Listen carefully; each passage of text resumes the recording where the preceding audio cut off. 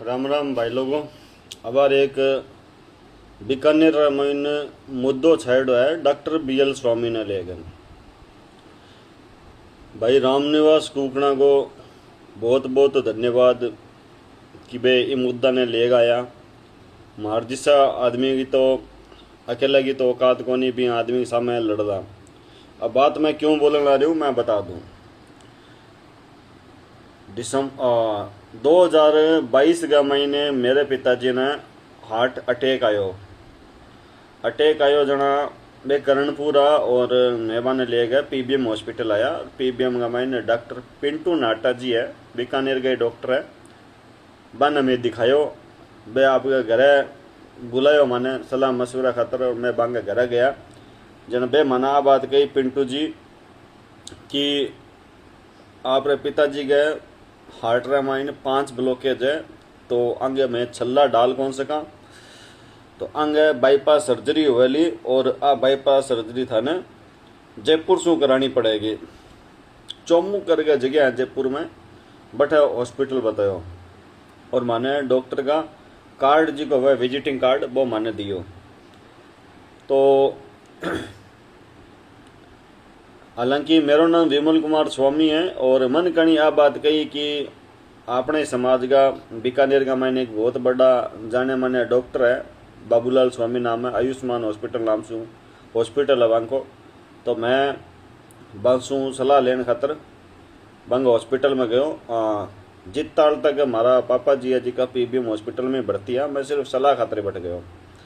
मैं सलाह खतर गया क्योंकि मैं बहुत ज़्यादा परेशान हूँ आर्थिक रूप से। बी टाइम रे मोइन बाईपास सर्जरी का पैसा बहुत ज़्यादा लागण लाग रहा और जयपुर का मायने रहनो खानो पीनो और बाकी 6 महीना की लगभग 6 महीना से 8 महीना तक की प्रॉपर सेवा बिंग लिए इकलौता हूँ। हालांकि मैं तो बिंग लिए आर्थिक रूप से बहुत बड़ो नुकसान होने जा रहे हो तो मैं बुरी तरह से परेशान भी हूँ। लेकिन मैं हो कि भाई बाईपास सर्जरी करवा ले सा, लेकिन आई अगर सर्जरी बीकानेर में हो जाए तो दी बेस्ट काम है। तो मन करनी क्यों क्या बीकानेर में सर्जरी हो जैसी और मैं जाता रहो बैठे। अब असली खेल था ना मैं बताऊं, आ तो नॉर्मल बात ही हर सागा बीतता है। असली बात मैं था ना आप बताऊं कि ई हॉस्पिटल रे मायने जी मैं गयो मेरू सिर्फ सलाह लेने का ए फीस कटवाई। चलो कोई दिक्कत को नहीं, मैं फीस दे दी। फीस दी जना बे मन के कई बात है जब मैं बना बात बताई जना मैं बने कार्ड भी दिखायो। वो कार्ड फाड़ियो और बोलियो कि थाने कट्ठी जाने की जरूरत को नहीं, थाने थारे पिताजी ने ले आ जाओ मैं छल्ला गाल दे सा। और छल्ला भी 5 गल्ला है, ऐसी बात को नहीं। 2 पहली बार मैं 3 छल्ला पहली बार में गालांगा और 2 है जो मैं महीना भर ठहर का गाल दे सा। मैं ठीक है भाई कोई बात को नहीं। अब पिताजी मेरा सकुशल आया एकदम, कोई इश्यू को नहीं हो। अटैक आ गया 2 दिन बाद में एनजीओ बट PBM भर्ती भी आ और एंजियोग्राफी हालांकि ऑलरेडी होएडी तो इन बावजूद बट लाया गया एंजियोग्राफी कराई और एंजियोग्राफी कराए बाद में अंग हॉस्पिटल का मैं थाने बता दूं, रामनिवास जी ने भी स्पेशल बता दूं और बाकी लोगों ने ध्यान है नहीं ध्यान है तो भी वन में बता दूं। मेरा नंबर है 70 733 290 15। मेरे कांटेक्ट करो, मैं थाने एक आदमी की फोटो भेजूं। वो आदमी मास्टरमाइंड है। डॉक्टर बाबूलाल स्वामी तो मास्टरमाइंड है ही, लेकिन वो एक चेलो है और पक्का चेलो है, वो मास्टरमाइंड है। बिंग नाम मैं जानूंगा नहीं लेकिन वेगन बिंग फोटो पड़ी है। तो अंग ऑफिस के माइंड ये मतलब हॉस्पिटल का माइंड बना नहीं बढ़ते ही राइट साइड का माइंड अंगो एक क्या नाम ले बड़ेडो है अंगो कैबिन जिका मैंने मेडिकल की दवाइयाँ वगैरह काउंटर टाइप बनाएड़ो है। काउंटर बनेड़ो यहाँ समझ लो जगह हम लेन देन कैसे को काम हुआ है, रजिस्ट्री एंट्री वगैरह ये सब हुआ है। तो बी काउंटर के जस्ट बैक साइड का मैंने एक छोटो कमरो है। वो असल का मैंने कमरों को नहीं, वो असल का मैंने कई गरीबां की हाई लेवल एक कोठरी है समझ लो, काल कोठरी है बा। ए लोग कहीं करे जी मतलब कोई भर्ती हो जाए, मेरे पिताजी भर्ती हुए बिंग घंटा 2 घंटा बाद में हम फिजेड आया यार कि ऐसे हो गया वैसे हो गया, अब हालात सही नहीं है यार, छल्ले डाल रहे थे हालात सही नहीं है तो इनका एक इंजेक्शन लगाना पड़ेगा और उस इंजेक्शन की कीमत 20,000 रुपये बताई। अब पहले इन्होंने बोला कि चिरंजीवी में इलाज होएगा और ये सब दवाइयाँ वह फ्री होगी, फिर इन्होंने बोला वो इंजेक्शन चिरंजीवी में मिलेगा नहीं।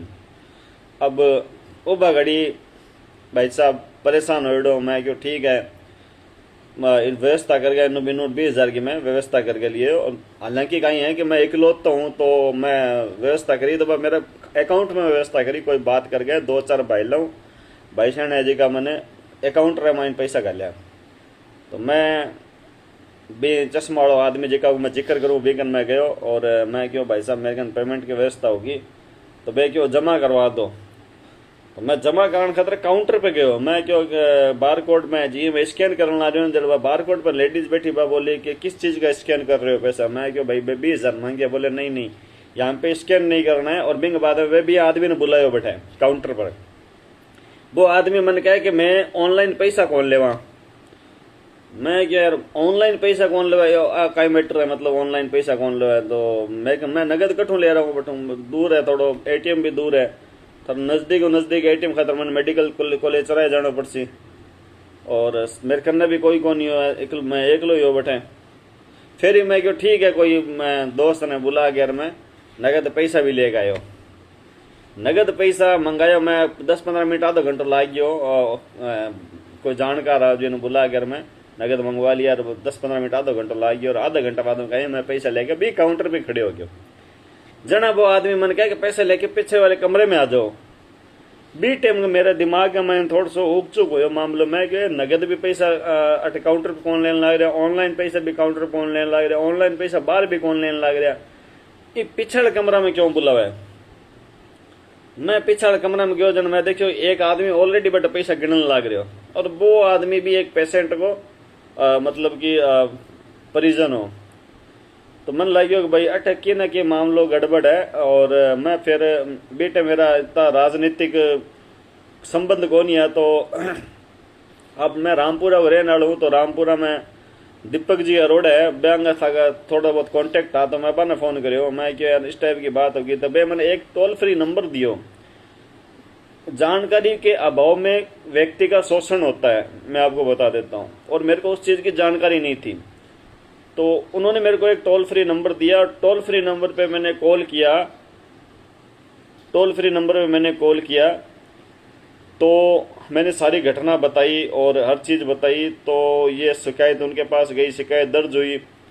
शिकायत दर्ज होने के बाद में ये शिकायत उनके पास गई और उसके बाद में मेरे से पैसे मांगे नहीं, लेकिन इनका जो बर्ताव था वो बहुत ही गंदा बर्ताव इन्होंने किया मेरे साथ में। वो आदमी आया, वो 4 बातें मेरे को बोल के गया। फिर शाम को लगभग 8 या 8:30 बजे के आसपास, लगभग मेरे को फिक्स टाइम याद नहीं है, लगभग ऐसा टाइम था, डॉक्टर BL स्वामी हॉस्पिटल से बाहर आते हैं, गेट के बाहर आते हैं। तो वो मैं बाहर खड़ा था और वो आदमी भी बाहर ही खड़ा था। तो उसने मेरी तरफ इशारे करके बोला था कि सर यही है वो। तो डॉक्टर BL स्वामी के शब्द थे कि इन लोगों के पास में प्राइवेट हॉस्पिटल में इलाज कराने की तो औकात नहीं है, चिरंजीवी के बहाने हमारे पास आ जाते हैं और राजनीति पूरी झाड़ते हैं और इनको कानून भी पूरा झाड़ेंगे और इलाज फ्री फोकट में कराएंगे। इनके जैसों के लिए PBM हॉस्पिटल ही सही थी। और उसके बाद में वो चले गए। तो उनका जो बोलने का रवैया था वो बहुत ही गंदा रवैया था। मेरे को बहुत उस वक्त गुस्सा आया, लेकिन पापा जी वहाँ पे भर्ती रहे तो मैं खून के घूंट वो पी गया।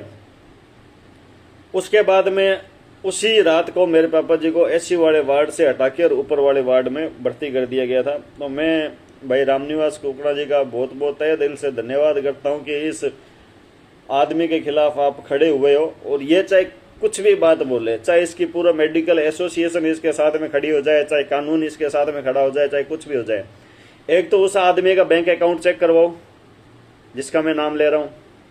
दूसरा 1-2 जने और हैं इनके, उनके बैंक अकाउंट चेक करवाओ।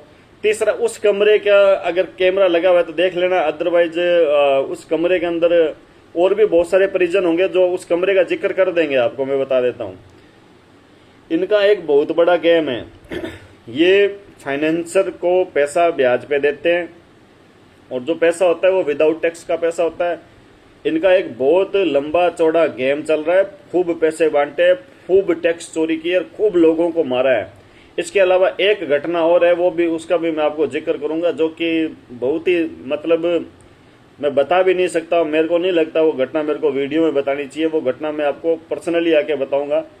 रामनिवास जी से मैं कल मिलता हूं और आप जो कर रहे हो उसके लिए हमारा आपके साथ सहयोग है पूरा पूरा।